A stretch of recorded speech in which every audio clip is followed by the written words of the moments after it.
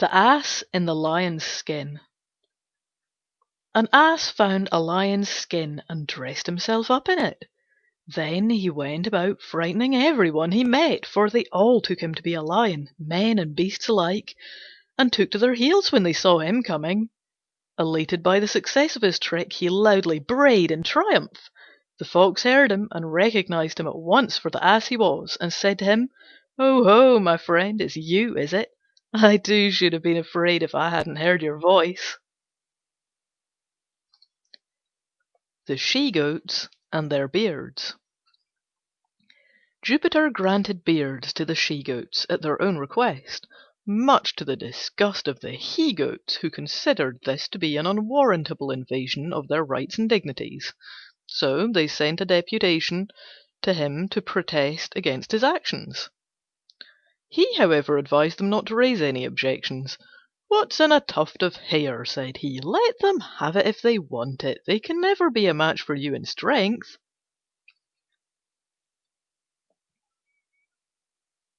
The Old Lion. A lion, enfeebled by age and no longer able to procure food for himself by force, determined to do so by cunning.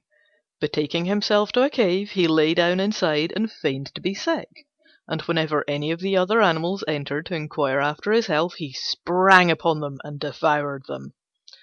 Many lost their lives in this way, till one day a Fox called at the cave, and, having a suspicion of the truth, addressed the Lion from outside instead of going in, and asked him how he did. He replied that he was in a very bad way. "But," said he, "why do you stand outside? Pray come in." "I should have done so," answered the Fox, "if I hadn't noticed that all the footprints point towards the cave and none the other way."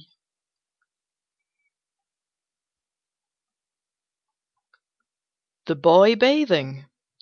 A boy was bathing in a river and got out of his depth, and was in great danger of being drowned. A man who was passing along a road heard his cries for help, and went to the riverside and began to scold him for being so careless as to get into deep water, but made no attempt to help him. "Oh, sir," cried the boy, "please help me first and scold me afterwards." And the moral of the story is, give assistance, not advice, in a crisis.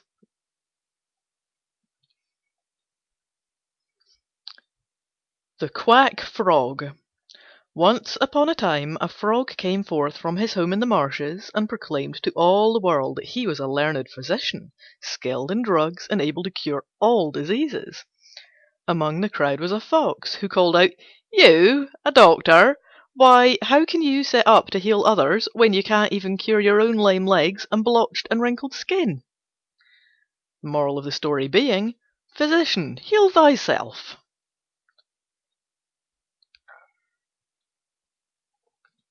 The Swollen Fox.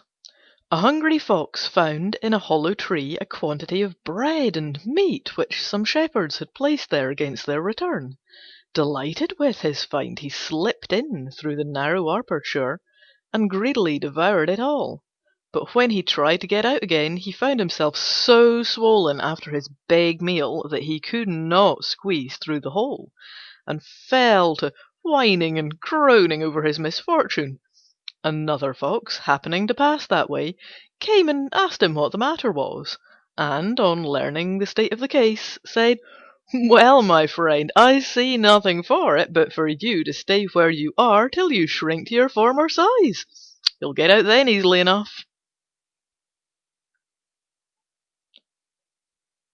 The Mouse, the Frog, and the Hawk. A Mouse and a Frog struck up a friendship. They were not well mated, for the Mouse lived entirely on land, while the Frog was equally at home on land or in water. In order that they might never be separated, the Frog tied himself and the Mouse together by the leg with a piece of thread. As long as they kept on dry land, all went fairly well. But coming to the edge of a pool, the Frog jumped in, taking the Mouse with him, and began swimming about and croaking with pleasure. The unhappy Mouse, however, was soon drowned, and floated about on the surface in the wake of the Frog. There he was spied by a Hawk, who pounced down on him and seized him in his talons. The Frog was unable to loose the knot which bound him to the Mouse, and thus was carried off along with him and eaten by the hog.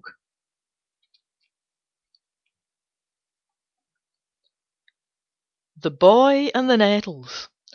A boy was gathering berries from a hedge when his hand was stung by a nettle. Smarting with the pain, he ran to tell his mother, and said to her between his sobs, "I only touched it ever so lightly, mother." "That's just why you got stung, my son," she said. "If you had grasped it firmly, it wouldn't have hurt you in the least."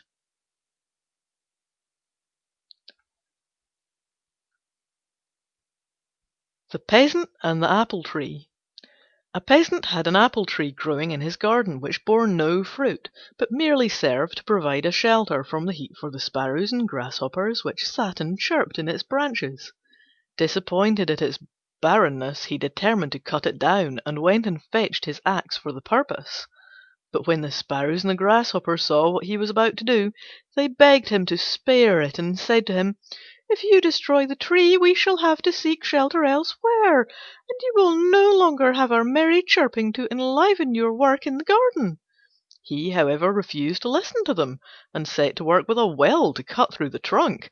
A few strokes showed that it was hollow inside, and contained a swarm of bees and a large store of honey.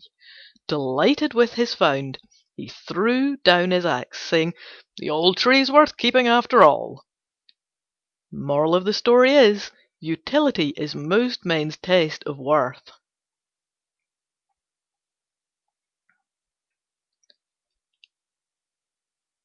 The Jackdaw and the Pigeons. A Jackdaw, watching some pigeons in a farmyard, was filled with envy when he saw how well they were fed, and determined to disguise himself as one of them in order to secure a share of the good things they enjoyed. So he painted himself white from head to foot and joined the flock. And so long as he was silent, they never suspected that he was not a pigeon like themselves. But one day he was unwise enough to start chattering, when they at once saw through his disguise and pecked him so unmercifully that he was glad to escape and join his own kind again. But the other jackdaws did not recognize him in his white dress, and would not let him feed with them, but drove him away. And so he became a homeless wanderer for his pains.